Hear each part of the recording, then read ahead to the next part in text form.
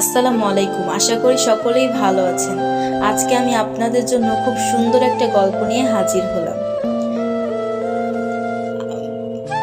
আর যারা যারা আমাদের চ্যানেলটিকে এখনো সাবস্ক্রাইব করেননি, প্লিজ আমাদের চ্যানেলটিকে সাবস্ক্রাইব করে আমাদের পাশেই থাকবেন।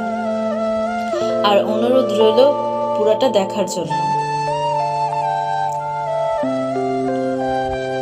নিজের বড্ড আদরের বোন যখন একান্তই নিজের ভালোবাসার মানুষটাকে আবদার করে, তখন মনের অবস্থাটা কি হবে হৃদিতার সাথে না ঘটলে হয়তো কোনো দিনও বুঝতে পারতো না।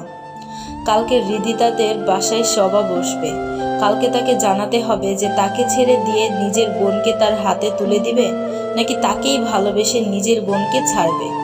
হৃদিতা চৌধুরী আর তার ভালোবাসার মানুষটার নাম রিদান চৌধুরী। সম্পর্কে দুজনে ফুফাতো ভাই বোন। শুয়ে এপাশ ওপাশ করছে হৃদিতা ভাবতে ব্যস্ত, আর রিদান মনের কষ্ট দূরীকোণায় সিগারেটের ফুঁকতে ব্যস্ত। সে তো সিদ্ধান্তের ফলাফল সম্পর্কে অবগত, তবুও কেন একটু মনের মধ্যে আসা যাচ্ছে, কেন মনে হচ্ছে তার হৃদপরি তাকে বেছে নেবে। কিন্তু পরক্ষণেই কিছু মনে করে মুখটা নিকষ কালো আধারের ন্যায় হয়ে গেল। পরক্ষণেই মুখে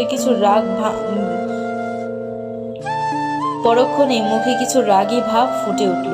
কালকে তুমি আর বলতে লাগলো, কালকে তুমি তোমার সিদ্ধান্ত শোনাবে আর আমি আমার সিদ্ধান্ত শোনাবো। তুমি আমাকে তোমার স্বার্থপর বোনের জন্য ছেড়ে দিতেই পারো, আমি মেনে নিব, কিন্তু তুমি তোমার এই স্বার্থপর বোনকে বিয়ে করতে বলবে, আর সেটা আমি যেন ওকে বিয়ে করব, এটা কখনোই ভেবো না।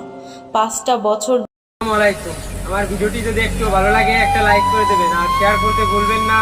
আর ভালো লাগলে একটা শেয়ার করে দেবেন, আরও একটা সাবস্ক্রাইব করতে ভুলবেন না, অবশ্যই সাবস্ক্রাইব করে দেবেন। আর আপনারা সবাই ভালো থাকবেন।